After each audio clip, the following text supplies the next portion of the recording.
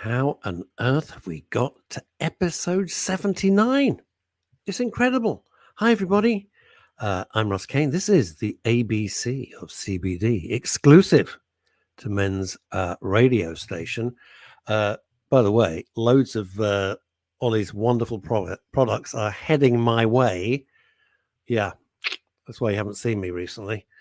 It's a long and boring and rather irritating story, but there we are. The moral is when you're walking your dog at night, watch out for uneven paving stones. I'll leave it there.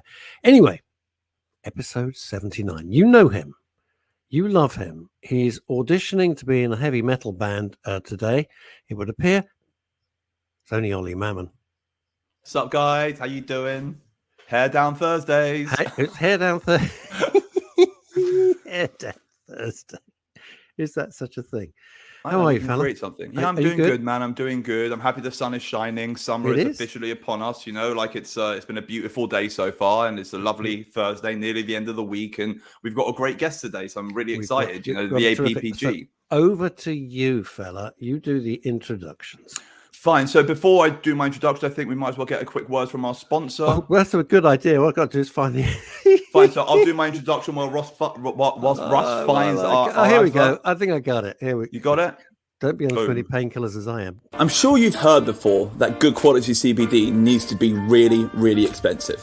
This is the new view of CBD. A product created by users for users. A product at an affordable price, available everywhere, at any time, at the simple click of a button. Just CBD and MCT oil. No additives, no preservatives, and no flavor enhancers. It's a simple subscription-based service. The cleanest possible CBD delivered to your door for the lowest possible price. Your product, your rights for the lowest possible price.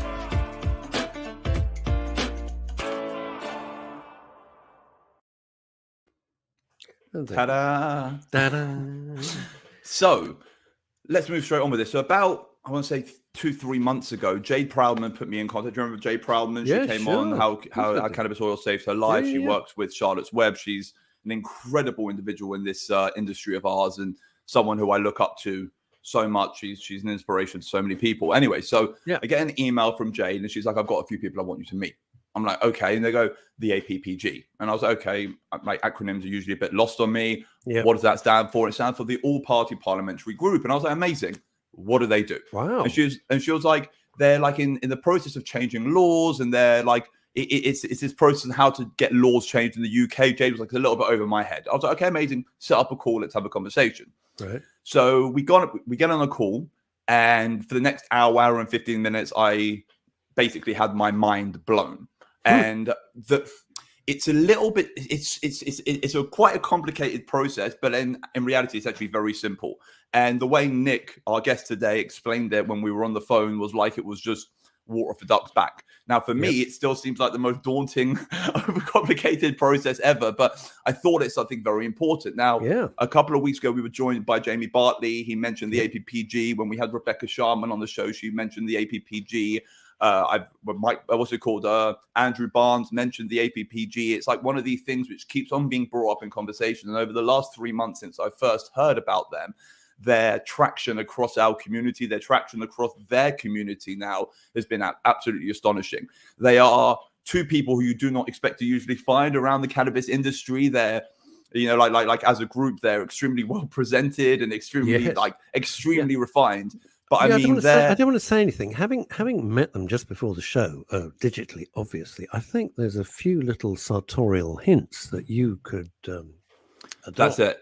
Ollie needs to clean up in order to make a difference. I think it needs a whole new you. I'll be honest with you, whole new you. Ollie needs a makeover. You know, I need to pretty woman this. You know, that's what I need to do. I need to go down the, you know. No, anyway, it is. So basically, if you do that, okay, who the hell's this on the show? Anyway, so basically, like Nick and Nicholas Morland and what they're doing at the APPG just blew my mind. But it's a lot better coming from them, and I really wanted to focus like an episode completely on what they're doing, because what they're doing is not for them; it's for all of us. And I believe that as a community, we have to support them. We have to put as much spotlight on them as possible, because they're doing something not for them, for us. And once you've listened to this episode and once you've immersed yourself in their in their narrative, you're going to be like, all right, cool, I've got to support these guys. So if we can bring on Nick and he can start blowing our mind. Thank you very much. It was so nervous coming on this show this morning. I have put on the stripy shirt and tie. You look sensational. It is terrific. I have to say, and I did say to you off air, but thank you, because you are the first chap ever to wear a tie in 79 episodes of the ABC of CBD.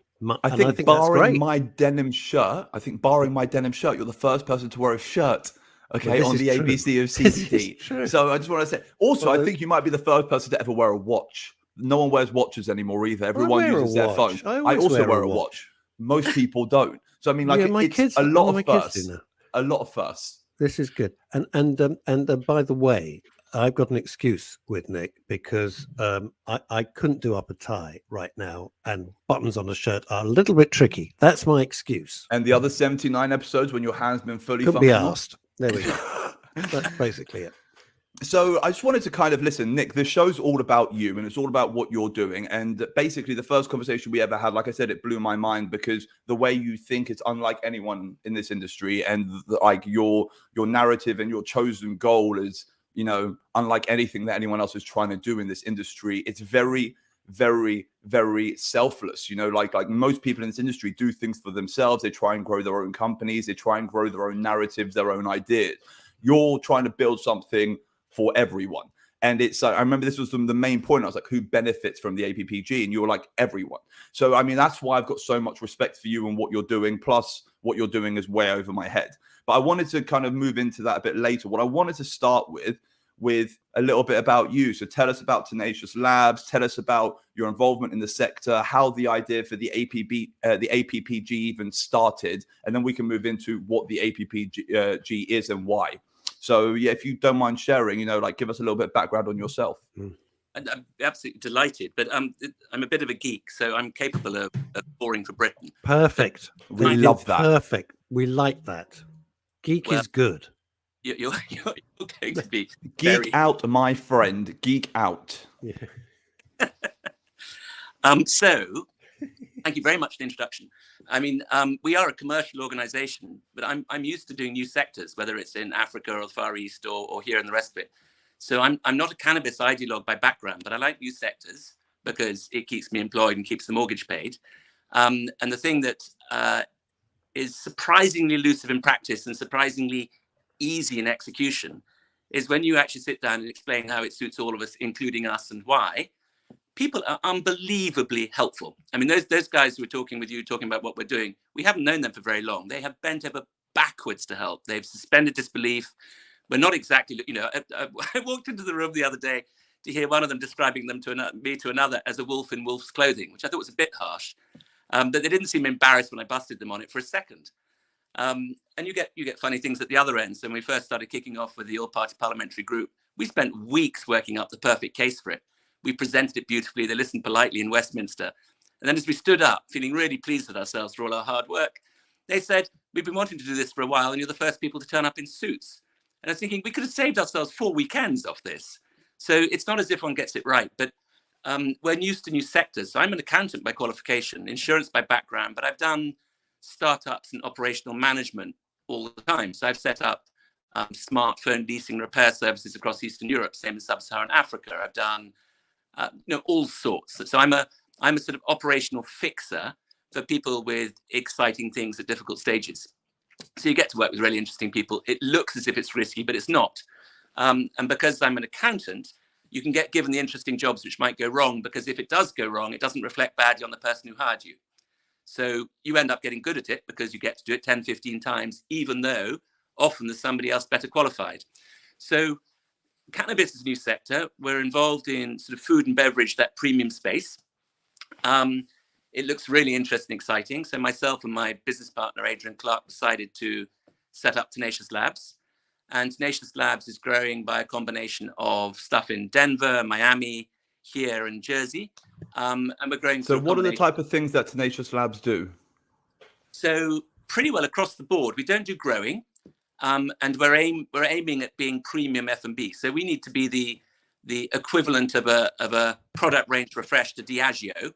Can you just explain what F&B is to listeners who do not understand that? Sorry. Don't apologize. You're going to hold me up lots of times. So F&B is food and beverage. So that world is dominated by Diageo and LVMH and Pernod Ricard and people like that, and Bacardi, people like that. And if it wasn't for the incomplete legislation, there wouldn't really be any room for any of us at this stage, because they feel that £20 in your pocket belongs to them. And it's a very cozy post-prohibition industry. It works very well, actually. It's very professional, but it's quite self-referential. And they have a high degree of control of things like distribution and stuff like that. So our challenge is to get to the stage where we can define how the space works for the people who are here already. And there's no conflict of interest in it, but to define how the space works with the people who are here already, define the process, and make sure that when those guys arrange for proceeds of crime to be lifted, which will be at the next election or the election after, because there's a lot of money in it. Just to give you an idea, in the US, if you extrapolate from Denver, which has 6 million people and probably the lowest level of illegal marijuana, and it's the most professional, it's the 2.0 version out there as far as I'm concerned. If you extrapolate from their figures to the US, this is $30 billion a year of tax, and it's 2.3 million jobs. And by the way, the rule of thumb for jobs is you get 10 livelihoods for each job. So that's Nick, it's absolutely fascinating you said this. I have a phrase which I've used, I think, nearly for 79 episodes. 79,000 times he's used this phrase. But am I right, or am I right? 1,000,000%, and I've always agreed with you. The industry needs people like Russ. So the industry needs people like Nick. So Nick, by your background, I'm just like here as everyman, because I'm not in this community, etc., etc.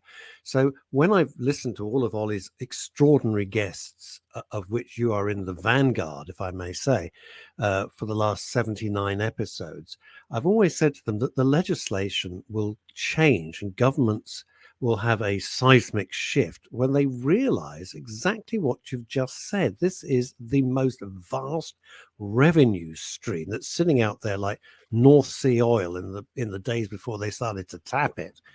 And once they realize that, they will move. Also, your analysis of the American market and the fact that you focused on Colorado, not California, is actually one thing I also agree with, because I believe that California, unfortunately, has this a superficial capitalistic energy around it, around everything that happens in California.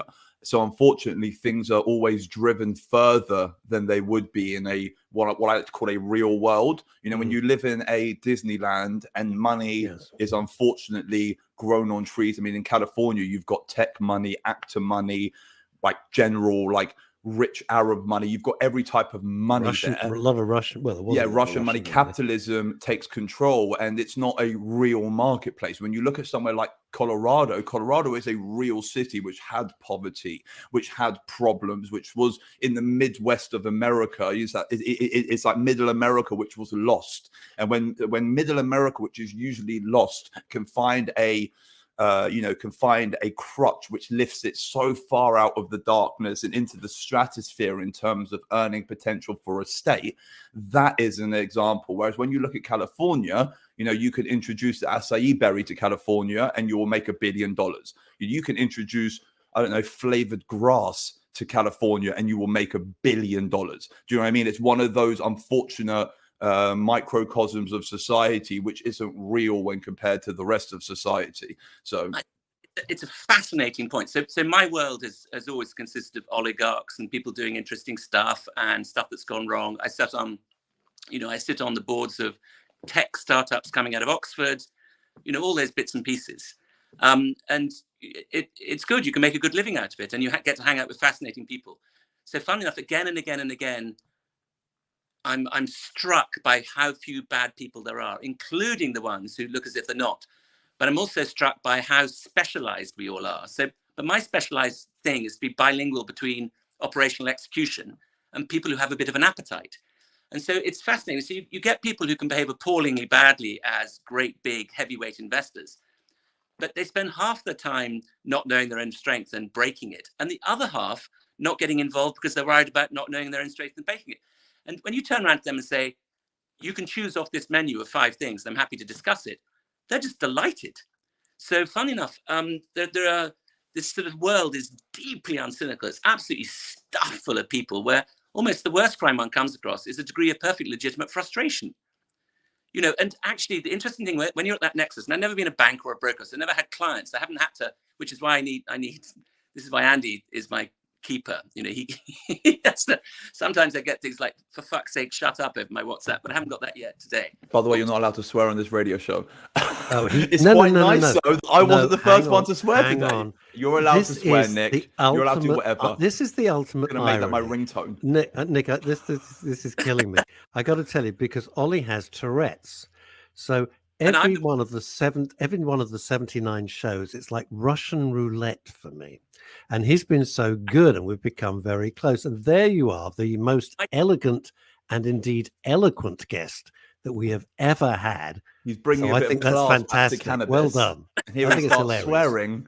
Absolutely hilarious. You can say whatever you like. No, seriously, like you're wearing a shirt and tie, mate. You've got a carte blanche. Okay, you can do whatever you like. You know, of course. Right, you'd be surprised about how sweary some of the meetings are. So I think my point with something like California is very tricky because they've had an issue with organized crime for a long time, and there's a very thin line between the risk appetite which goes with sharp practice and the risk appetite that goes into new spaces. So California is very tricky. So it's so obviously a valuable market, and you've got history there, which has got nothing to do with cannabis actually, and it'll take a couple more iterations before they get it straightened out. In Colorado, they didn't have the same sort of issue, and they have as you say, because they're a flyover state, but they work internationally, they understand about getting the zoning right for the light manufacturing. They understand about getting the consumer protection in place. They understand about worrying about whether investors actually get ripped off or not. So, you know, in Canada, it was 1.0, and it was... One more thing you have to bear in mind about Colorado.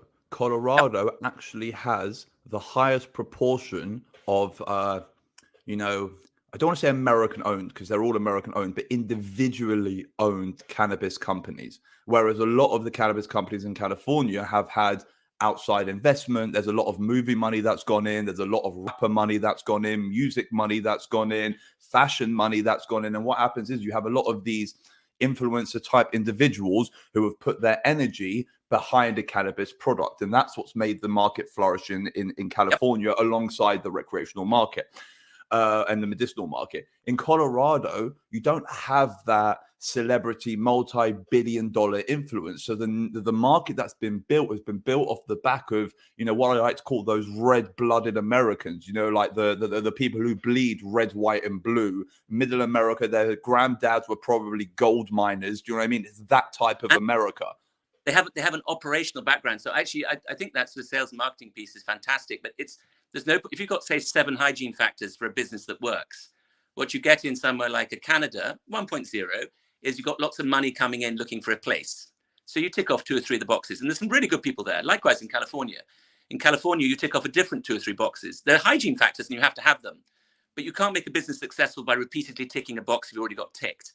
What I like about Colorado is they're a bit weak on money. They're a bit weak on the international stuff, and they're a bit weak on the sales and marketing. But actually, if you're putting those hard yards in where it's 1,000 small things which aren't that controversial, if you go to the trouble of explaining what they actually involve, and where there are controversial things, you come up with a plan for them, that leans into people who know about operational execution and fulfillment. And Denver is full of farmers with long winters. They have to cooperate. And there's enough money to get it started, but not enough to be complacent.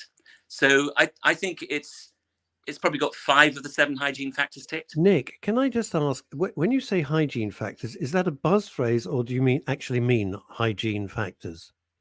I actually mean hygiene factors. All right. Okay. Do you want to explain that a little bit further? Do you want to take just 2 minutes, if possible, Nick? Take 2 minutes just to explain that, because like it's so the way you speak is so beautiful, but the problem is I believe it's a little bit, you could call it like above the general narrative and discourse of this industry at this moment of time. It's the way our industry is moving. But what I would really like is I'd love our listeners to actually fully understand you.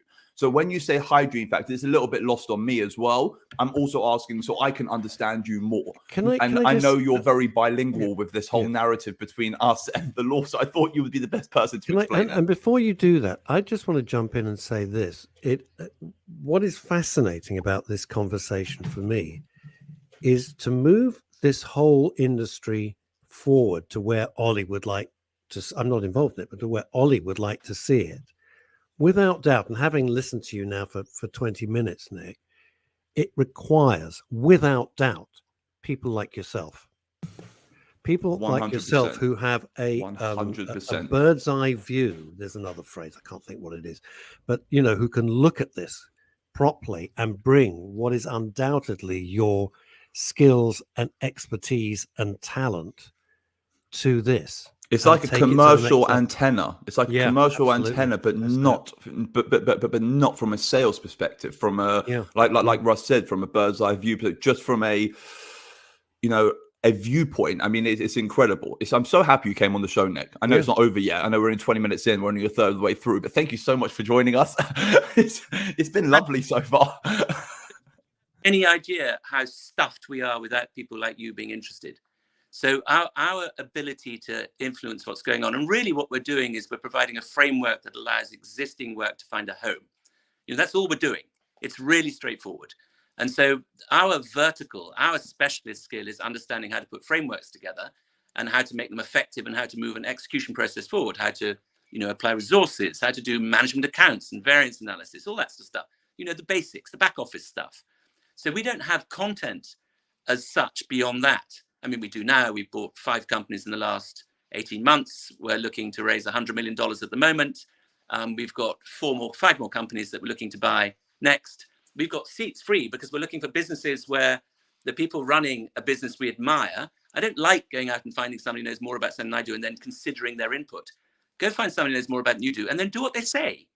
I don't tell a doctor how to prescribe. I'm not going to tell my lawyer how to do whatever it is. That's their specialization. My job is to work it if they're the right person. So that's my vertical. So what's fascinating is actually you guys and all your listeners understand this perfectly well already. It's just that with those verticals, through no fault of anyone's, the language looks as if it's in common, but the concepts aren't. So for instance, our USP, our unique selling point, which is a bit 80s or 90s or whatever it is nowadays, is we need to be investable. So if you take the UK, top down again very briefly, so if you take the UK and extrapolate the figures from Colorado, it's £3.5 billion a year of tax that doesn't get cannibalized from anywhere else. It is 400,000 jobs, so 4 million livings. And the majority of those jobs, because they're in premium discretionary spend, if we get it right and do it properly, are the equivalent of Scottish whiskey. So they're mostly rural and they're mostly for people who don't necessarily want to stay on at school. So I live down in Exmoor. I'm up in London as well, but I live down in Exmoor. And if you go around a local village, it breaks your heart seeing a bunch of people not there. So there's nobody over the age of 20 or under the age of 50. And it's cheap as chips living in Exmoor. It's got beautiful beach, in half an hour in every direction. You've got a lovely place to be living. It's really cheap. You don't need to be a merchant banker to be doing good down there. But you do need to be living somewhere close where you've got your grandparents who can do some babysitting or whatever else it happens to be. To have, to bring in broadband, which is incredibly helpful, helps, but you just got another bunch of jobs that you've exported from a city. You don't have those rural jobs. So I'm entirely commercial animal. There's a lot of people with unbelievable stories about why they're in it and the rest of it. And they're fantastic. And I don't want to join on that piece, but I'm a commercial animal. But on the other hand, making another pound is great and it's a living and I can live somewhere nice. But actually, when you're shaving in the morning, it's nice to count the merit up. And my personal go-to for merit is jobs. Can I say one thing? Can I say one thing? So I went to Hereford a couple of years ago. Hereford in Wales. We're actually on a village out on the outskirts. So like I say 50 miles away from Hereford. And we're staying in this little village, and I was speaking to a few of the locals. I always do that. I speak to people. It's not really something common in today's world, but I'm that long-haired weirdo who says hello to everyone who walks by them. And basically, I was speaking to this dude, and I was like, it's very quiet around here. And he was like, yeah, they closed the mines like late 80s, early 90s. And since then, it's like everyone's just been leaving and leaving and leaving. And when I walked around this area, all I saw was the most beautiful green fields, natural sources of water, natural irrigation. I saw warehouses which used to be like coal warehouses, which are now derelict and empty, massive amounts of space for what we need, and a town that's craving something cool as hell, which they can call their own. And all I was thinking is how amazing would a farm be here? How amazing would an extraction facility be here? Right on the water, right on the sea, most southern, like what's it called? So right on the water, right next to the sea, in Wales, needs a bit of, oomph. And I was just thinking, like, this could bring so much joy to so many areas which are struggling. And like, I'm so happy you said that, because it's one thing which has always been on my mind, how to kind of give people a life they deserve, because unfortunately no one's doing that anymore. See, there's two things here, Nick, and then we're going to get you back to answer my question, which was the hygiene thing. I've always said that I try to give a name to the barrier that I think Ollie and his mates are encountering. And I've always thought politically, I call it the Daily Mail barrier. Because with the greatest love in the world, and Ollie and I become really close friends over the 79, although we've only actually ever met once, bizarrely. The Daily Mail would hate Ollie.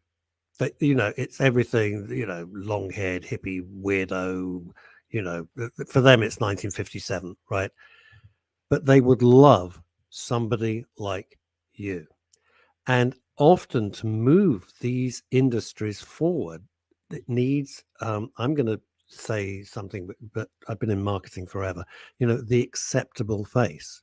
And the Daily Mail would have one hell of a job. For example, I'm not saying this is going to happen. I'm just putting this as one of the synopses that they'd say, oh yes, this makes perfect sense, because you're talking about jobs, you're talking about revenue, and the most important thing, that you just brushed past very tangentially, was you're removing the crime element. You're removing the crime element and making it legitimate, helping people, helping jobs, bringing in revenue. Those really are unarguable facets of what I think you're trying to do, which I think is brilliant. Now, back to my question of about 10 minutes ago, which was, if you'd be so kind, the hygiene points. So my point is that actually everyone understands this already. So if you've got a business, you need capital to build your business. You need people to go out and find you sales and consumers. And you need people to do the fulfillment, supply the stuff that people have bought up to the standard required. And you need to be doing it in an environment which has the right level of legislation and regulation, which is properly policed, to mean that the consumers are protected and it's working properly. And we're the equivalent of alcohol, crudely. So we've got a very interesting situation. So first off, to be investable, you can't actually transfer money from one bank account to another, because there's no definition of an acceptable level of THC in Proceeds of Crime Act. It just needs an acceptable level. It just needs to be mentioned. So what we can do is we can turn around for that particular hygiene factor and say, please, can you give us an acceptable level, which we did in Jersey and the Channel Islands. So they've been working on this for years before they got us involved. And they've now changed their Proceeds of Crime legislation. They've changed their consumer protection legislation, all the rest of it. And we played an important part, but supporting them in doing that because they decided politically they wanted to. So we changed that, and now we can open a bank account. We can use an international lawyer, and there's an approved list of countries that we can be doing business in. And the rule is, if it's legal there and it's on their approved list, it's fine by them, but they hold the pen on what counts as legal on the basis that we give them the recommendations. So once you've been sensible 12 times in a row, people kind of give up arguing about it. And actually, it's not having the Ollies around. The bit that seems to confuse people is where they're worried about unintended consequences of helping with something which looks straightforward, but they don't understand it fully. What we can do is we can take all the fun out of it and make sure they're only having to agree to something that they are comfortable about. So for instance, in their hygiene factor, the issue is planning permissions. So people are hiring lawyers for their planning permissions and the rest of it. We spoke at the Farmers Conference. We explained that there's £34 per head for every visitor to a Scottish whiskey distillery every year. Actually, it's more like triple that, but that's averaged across all of them. And a well-run visitor centre hires dozens of people straight out of school, and those dozens of people are generating probably between them about $1 million a year, which could all be white label products when you start off. So it's a fantastic way to pump prime. So easy stuff. Guess what happened? The next thing that happens is the people who sit on the planning permission board, because it's Jersey and it's an island, they're the same people sitting on the school board. So we get invited to go and talk to the school, and the planning permission issues disappeared. So the hygiene factors are how you make it accessible and how you make yourself investable. So number one, be investable. You need the capital to come in. Number two, it's the California thing. They've got the one hygiene factor. Who are the consumers? Do they trust you? Do they like your products? Do they recognize your brands? And by the way, the investors like that. Can you point to who your consumers are? Can you point to what they're buying? So the dialogue here is dominated by Spliff and the rest of it. That's a political decision. It's nothing to do with us. We'll do whatever's legal. And we all know perfectly well that if there's a couple of billion a year sitting there and electric cars coming along, the political decisions can be made. It's now legalized in 33 US states. You know, it's on the docket for the next election in 2025. It's inevitable, but it's none of our business. Our point is we should have a process to do it properly. So you've got your sales side. Do you have a sales director who knows what they're doing? Do you have consumers? Which is often what gets ticks very hard, particularly with people who have lived experience. They have an incredible relationship with their consumers. They might not necessarily have a background that has them understanding cash flows and VAT returns and fulfillment and how to get cardboard where the color doesn't flake off when you fold it, and how to have the right stuff on the back of your packet so it doesn't get taken off the shelves. So, and not to have done anything wrong historically, which means you're not investable because it'll come up later and haunt you for the rest of your life. So you've got people with great consumer relationships. And by the way, the consumers are the most sophisticated people in the space. You've got money that wants to come in for all the right reasons. And you've got people who understand about the back end, but have no exposure to this. So what we're doing as our specialist skill, you've got all these verticals, which they're not at odds with each other, but they don't speak the same language. What we do is we bring a vertical of our own, which is our mandate, but part of our vertical is the horizontal piece. So it's just like any board. You have your sales director, you have your finance director. If you haven't got a sales director who's a lying bastard, you're missing out. If you haven't got a finance director who's a miserable bastard, you're in trouble. If you haven't got a chairman who can just suck it up like you can't believe you think he's practically a corpse because he never takes offense, you've got a problem. Do you know what I mean? So these are perfectly all controls. Funny. It's too much. It's too much. You're too good. Nick, you're too good, man. Nick, you're describing every committee I have ever sat on in my entire career. But you're also describing everything I hate about every company that I've ever met in my life. And that's it. I'm sitting there thinking this is exactly what I loathe about companies. But you're so right. These companies are all successful. I hate them because of their success, and I hate them because of how they're run. But they are successful based on how they are run. And what you're saying is 100%. I'm laughing because I'm like, you know what? The guy's got the nail on the head. It's so true. Nail on the head. Nick, what is fascinating, and I don't think we've ever had this allusion to before, is your correlation between like Ollie and his mates, what they're doing, and the whiskey industry. The only reason I mention this is because my happy place is the Soho Whiskey Club, which is actually a little room, but it's great. 600 open bottles of whiskey. Now, the point I'm trying to make is this, not giving them a plug, is that they get, we have tasting evenings. So the ambassadors for those brands, and you've mentioned Diageo, and if the listeners don't know the power, scope, breadth of Diageo, look it up, you will faint. And it's absolutely right. These kind of started off as mom and pop little ventures. They're not, and have grown. And it's a really interesting sort of parallel. And I don't think we've ever looked at that before. So I know what he's saying, because when I was in Kentucky, I did a couple of bourbon tours. I did a couple of like local dispensaries. I didn't actually get the chance to go to Woodford, which was a shame, but I went to a couple other ones. Yeah. And when I did a tour of our plant, our facility in Kentucky as well, that's where the mother company, the mothership is in Kentucky. And basically, when I went for the tour of the facility, our extraction facility was 50 times cooler in every capacity to the distillery. However, the laws state that you can't run open tours from your facility if it's a cannabis facility. But I mean, sorry? Change the law. Yes, but it's in Kentucky. And it was just the idea when I would because I spent like $150, $200 at this dispensary between at this distillery, between entrance fees and testing and parking and tips, and then buying a couple of bottles. And I wasn't buying them at distillery prices. I was buying them at full retail because that's what these places do. And I bought a couple of bottles of bourbon that literally do not exist. You know, they're like one of 19 bottles, one of 46 bottles, you know, proper small batch, rare stuff. And I left that limited range. Yeah. I left that distillery thinking I'm the luckiest bastard in the world. You'll never, no one, as in whoever you are, you can be an oligarch and you're not going to be drinking the same whiskey as me. And that just gave me such a internal pride. And I'll be honest with you, I had a couple of friends around, can I try your Kentucky whiskey? I was like, no, I'm keeping this shit forever. All right, I'm going to keep this forever and ever and ever because it's special. You know, it's really special. Sorry. Yeah, that place will make $1.5 million a year, almost entirely staffed by people who left school at 16, with long-term jobs. So we took a bunch of the trade organizations, CTA and Carl with Scottish Hemp and the rest of it, ran one of the distilleries in Jersey government and people to show them. You know, it's all very well talking about it, but go show them. You know, ring up the distillery, arrange it, go around. So we did, and so they had a look. But these things are $1.5 million a year, and you don't need any product yet. You can have the jobs on day one. You have no planning issues because everyone can see what's going on.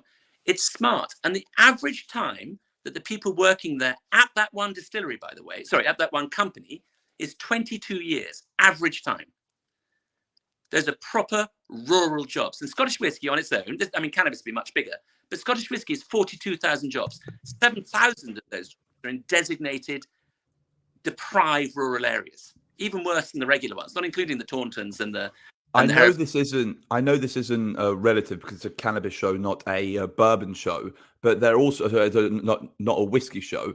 But those jobs are about to augment. They're about to increase by about tenfold because they've just opened up India as an export for English whiskey, which is going to make jobs go through the roof, which is also going to make production go through the roof, which is going to hopefully, you know, augment the market even more. But Oliver, that's exactly the point. So parts of cannabis, so you know, for the cannabis sativa, the plant and India and everything else, you've got at one end you've got insulation material where you should be getting the carbon credits off using the straw. You've then got cattle feed that reduces methane emissions, so we can repurpose the waste energy carbon credits, and the whole thing becomes very lucrative. You've then got topicals. You've got other animals like pet food. We've got a pet food company in the States. You've then got topicals where it's on your skin. You've then got ingestibles where, you know, at each stage we need to have it defined as one or the other, not in a grey area with some rules and processes, right up to recreational. And there's a lot, you know, people keep saying there's lots of science. There isn't enough, or saying there's no science, which isn't true either. But we can sure ourselves start off by making insulation material and giving somebody some carbon credits. We were talking to a journalist about a month ago. I'll leave her name out of it, but, you know, a proper trade journalist who knows what she's doing. And she interrupted me through a proper... Why leave her name out? Because I hadn't said that I would mention it to you guys here now, and I'm sure she wouldn't mind, and I will put you in touch afterwards if you'd like. Okay, fine. No, cool. Just wondering. By the way, just to be clear why it makes commercial sense for us, if we're part of a sector as a good company, we're 4 times as valuable as if we're on our own as the same company. So it might give you alpha bragging rights down the pub, but you're the only one. But in real life, for the same work, we're 4 times as valuable if we're in good company. Because it means that Goldman's can stick their fund managed stuff, you know, Harvard, whatever it is, into our company because we're a sector. It's very ordinary. But just to finish off so she interrupted me halfway through and said, look, I know what you're talking about because I live in Wales. I didn't know she lived in Wales. She said, I live in Wales. I live, you know, the next town up from Aberystwyth. There's a new supermarket open up in town. There's a junior manager's job. They had 1,000 job applicants for one job. That's this year. And that's wrong. So I don't mind about making a point or winning an argument about this stuff. But nobody's going to say you can't give carbon credits for less farty cows. You know, it's not controversial. If somebody's using cream with a plant-based cream for their stiff hands because they're gardening, again, nobody's worried about that. If we're worrying about recreational, its effect on teenage boys and whether it's people self-medicating or it's causing anything, we should sure as hell have a bunch of work done on that.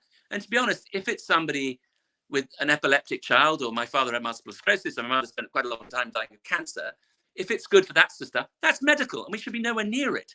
But there's no reason why we shouldn't define the framework and put the jobs to the right places. So if we take something like Rockcrete, that goes with, you know, the local government. Can the local companies offset it against their carbon? That's fine. That's a decision. It goes through the accounting firms, whatever else. If you're looking at farty cows, that's the vets, and it's DEFRA because you want to be able to have people growing stuff. And by the way, you get 2.5 tons of cannabis in 60 days for biomass.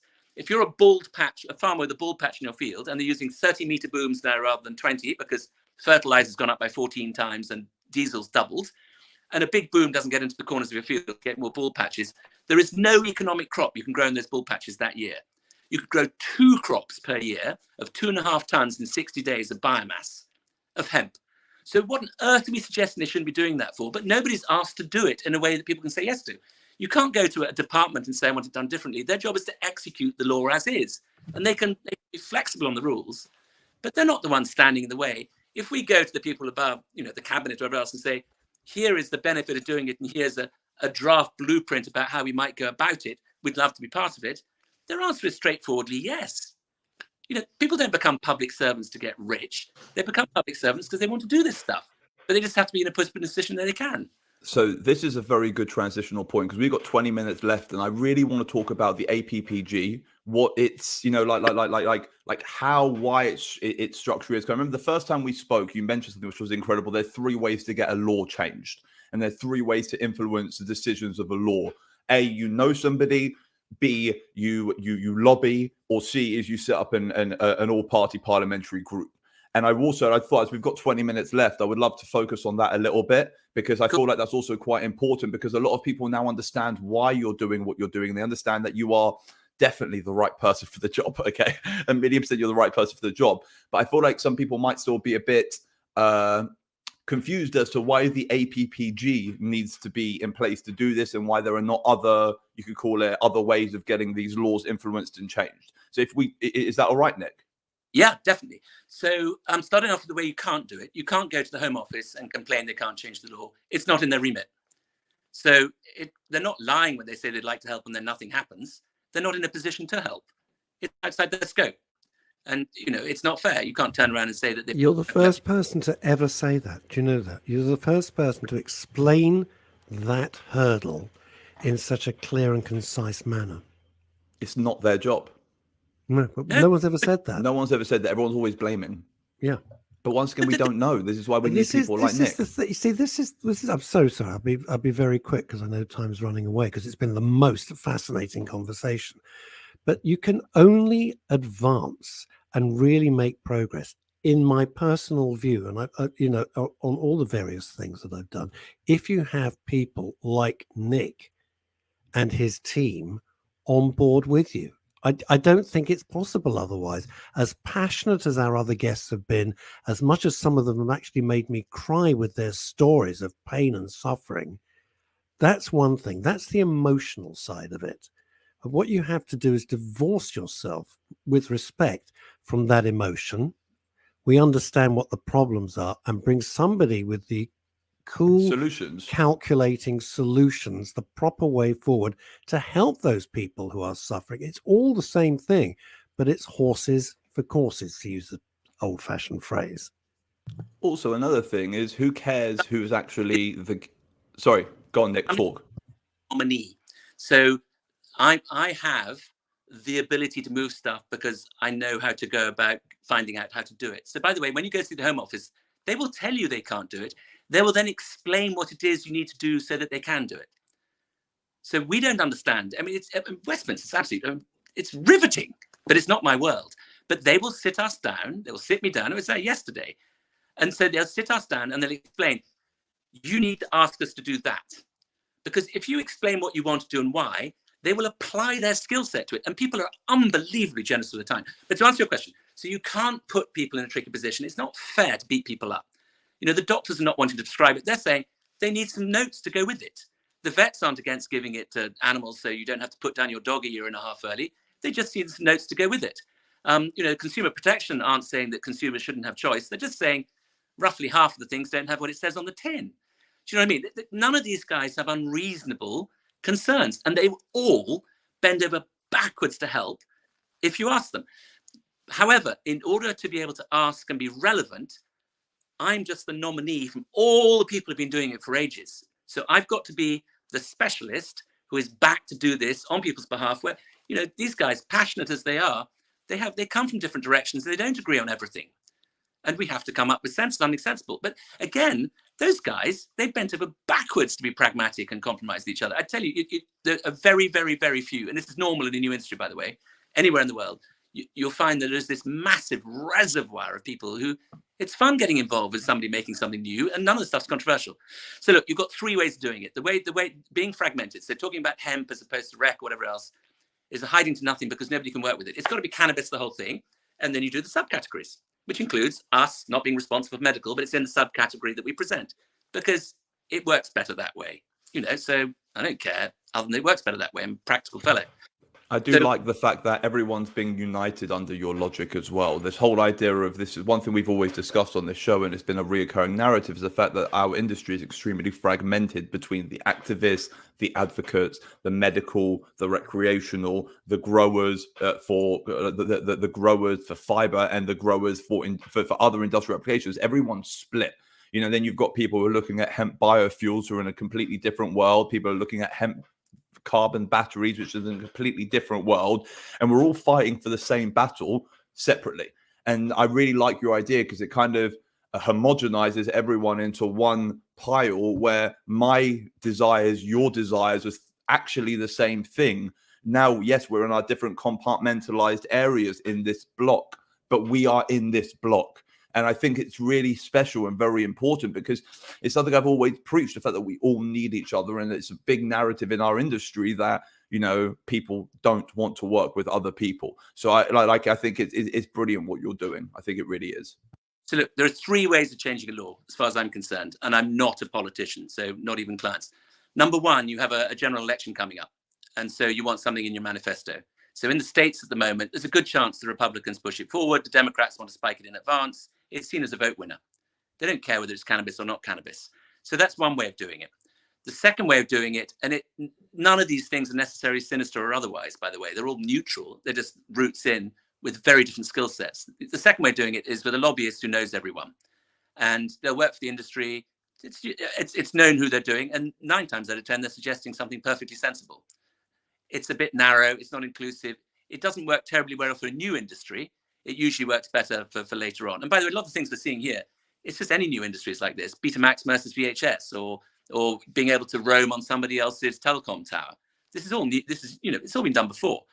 So your second way is with a lobbyist, which is you end up with usually just whoever's the most professional on their particular subset pushing their view forward. And because other people aren't as professional, it gets left out. So it's the unintended consequence of the success of one piece is you end up with legislation that is not fit for purpose. So for instance, we've ended up with legislation that's not fit for purpose here at the moment. But as far as I'm concerned, going from no legislation to legislation like a novel foods is great. We just need to agree that 2.0 is in 3 months' time, not in 3 years' time. And, you know, we just have to make a good case. So that's your second way in, who you know. But funny enough, you don't need that. So I don't know anyone in Westminster. It's not the way going. I'm operational, so it makes more sense to go and see the operational guys. The third way in is through an all-party parliamentary group. And that's quite interesting because you have to have 5 officers who are in the sort of parliamentary system, House of Lords, whatever else. But you have 2 co-chairs, basically from 2 different sides of the party. So you might have a Conservative and an SNP, or a Conservative Labour, whatever happens to be. But you can't have a minister or somebody with a ministerial position because they've got a conflict of interest because they're running a department, like a Home Office.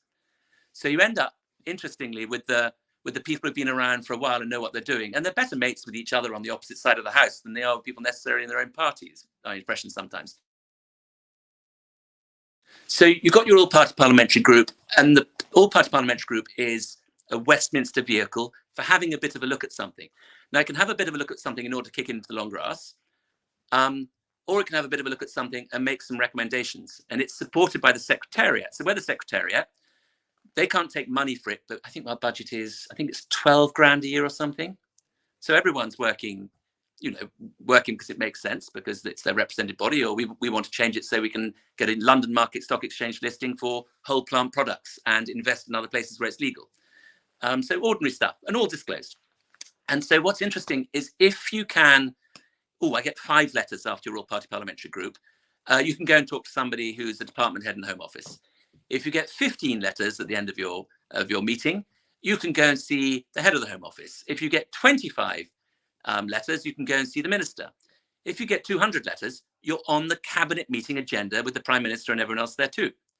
So I am absolutely of no use whatsoever without that piece. And I can't supply that because I'm conflicted. So therefore, what do you need from people? Noise. And how do we generate that noise? Just again and again and again and again. If we can put people in a position where they have, you know, they've got 100 things to do and all of them have merit. You know, the place is stuffed full of people doing the right thing for the right reason. But we need to make sure that our bit, selfishly, is at the top of the pile. And number one, the argument is economic. Cannabis comes distant third. It's economics. What does economics look like? It's jobs and tax. So we are drafting a business plan, which is a blueprint for jobs and tax for what we should be doing. If we can support that with enough noise from the CTA and Scottish Hemp and IRE and everyone else, because they see it moving largely in the right direction, we have then supported the industry rather than having our industry hijacked by, a single issue group. And we've got something like 700 companies directly represented in the process where we're discussing it with them, not present them as a group. But then we go back and we produce it and we put ministers in a position where we are just not going to go away, which means it goes to the top of their pile. And it's a whole bunch of jobs, including their constituencies, and they quite like to happen. So I want the Daily Mail on side. The Daily Mail Online is the single most read newspaper in the world. We can't avoid it. And I don't care if there's a debate on it. It's something like alcohol. This is post-prohibition. Do you want? I'm literally all I'm thinking is they hate me. All I'm thinking is Ross told me the Daily Mail hates me. That's literally all I'm thinking right now. But you can take the heat of me then. So you can make your perfectly sensible points and stick them in my mouth, and I can say them. That's what I was trying. That's what I was. I know. That's what I was trying to say. You know what I mean, Ollie. Listen. I like all I've been thinking this entire conversation is our industry needs a King Arthur. All right, we have the Knights of the Round Table. We have several Merlins. Okay, and as long as I can continue being a Merlin, I'm happy for there to be another King Arthur. I'm happy for there to be someone who's at the forefront of the battle, leading the way, as long as we get to do what we do. And I feel like, almost like this. Sorry, you're saying it? I'm the dancing monkey, not King Arthur. So I've got that happens to have profile. Okay, that's it. I've got a specialized job. The second I confuse that with being important in my own right, I'm irrelevant. Which is why when people ask, I'm there for commercial reasons. I've got a bunch of investors' money who they spend it on me, and I'm choosing to spend my time on this. Because if you're CEO, you get to choose a bit. And we're going to make 400,000 jobs somewhere. So I reckon we might make 40,000 jobs worldwide. I would like a lot of them to be here because this is where I live. Yep. And I quite like not having to commute once a month for a week to the States because that's where our listing is, because I've got 2 small children. Do you know what I mean? And we can do little things too. I've done 38 boards where there were 3 women directors, all of them HR. Very good, but all of them HR. We've 50-50 on ours, and we're 50-50 at the top level, mid-level, and bottom level. People say, oh, white bloke in a stripy shirt, and what would you know about it? You went to public school or whatever else. I've got a daughter. Why would I not mind about it? Do you know what I mean? And if you're there at the beginning, where it is a blank, which is my final point, it's not the industry as a whole that we should be so interested in. It's the premium end of it. So we can run margins, short, medium, and long term on the basis being the equivalent of Scottish whiskey. We need the visitor centres. We need Aberystwyth and Dundee to do a joint venture on a seed bank. We need to have a process that allows us to put them on it. We need to have our products tested to make sure they're up to the standards we're saying they are. The commodity world will go elsewhere, wherever the prices are lowest. And it's entirely valid. But for the UK, we've got Scottish whiskey as the blueprint on our doorstep. We've got the world's centre for private equity investment, for international investors on our doorstep. We've got this critical mass of people who just need to finish off pointing roughly in the same direction here and now. And the US will use the template from here. So final point, New York lost nearly 1 million higher rate taxpayers during COVID. And they are moving so fast over there, they'll make an alternative to us.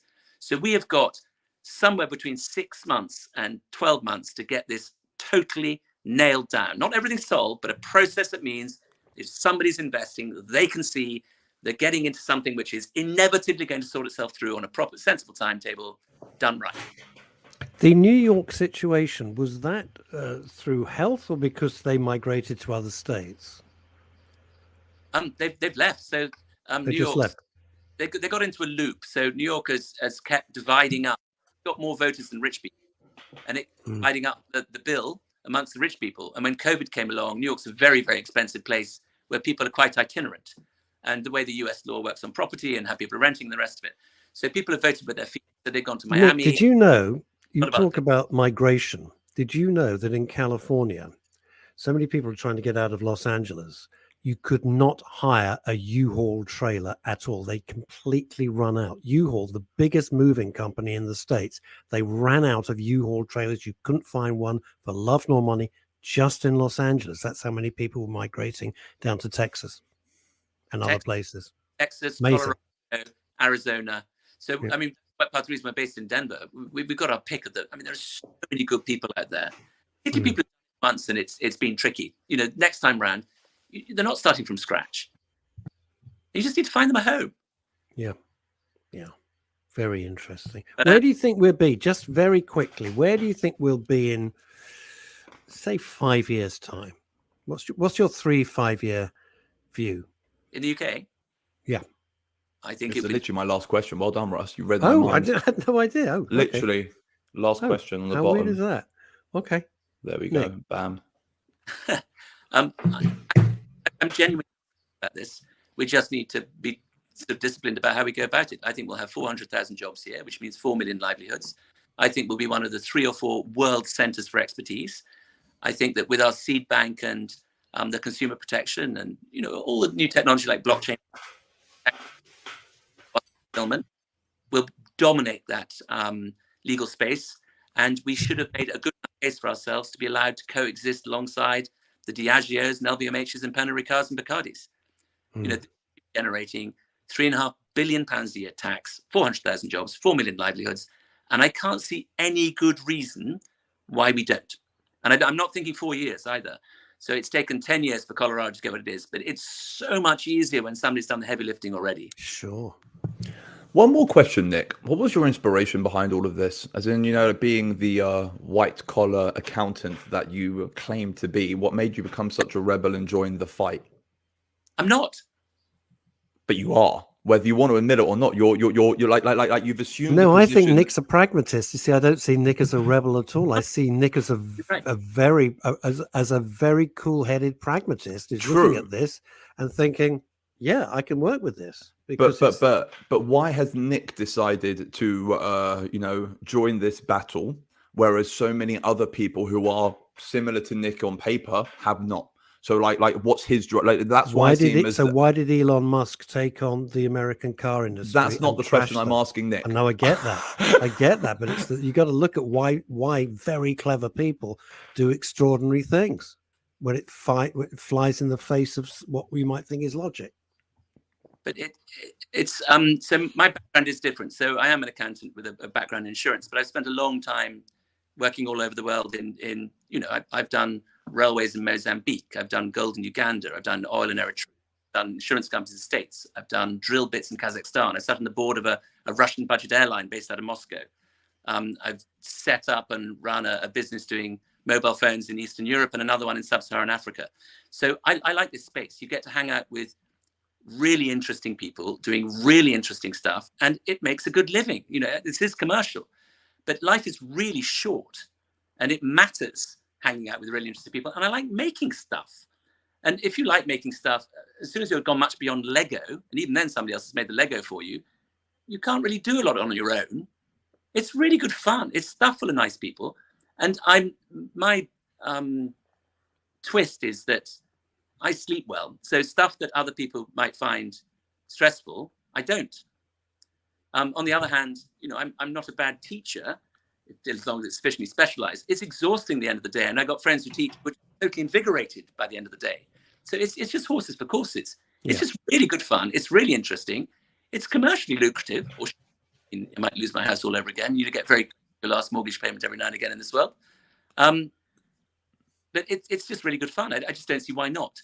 And the level of perceived risk is much higher than the actual risk. So people work at government or they work in a big company, and the perceived risk is low, but the actual risk is much higher than they think. For the sort of stuff I do, once you've done 3 or 4, there are 10 people who employ you the day after if it hasn't worked.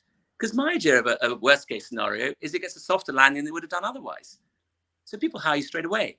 Do you know what I mean? So it's that managing of the actual rather than the perceived risk. Incredible stuff. It's just more fun. Nick, you're incredible, man. Yeah, I just want to say thank you so much for joining us today, and brilliant. thank you so much for everything you're doing for the industry. Thank you for your spearheading lead. Any way in which we can help you make noise, any way in which we can help you gain support, anything which we can do to, you know, like help this journey for the rest of us, you know, I want to say we're in. And thank you so much for everything you've done, you know, on behalf of you know, the grassroots. I just want to say, like I'm so happy to have someone like you, you know, like taking on this challenge for us. It's been a and, revelation. You know, it's been a revelation. It's been a beautiful show. Nick Morland, thank you so much. Ollie, we'll see you next week. Right. I thought it's been a brilliant conversation this week. Until then, stay safe, everybody, and Happy see you Thursday. next week.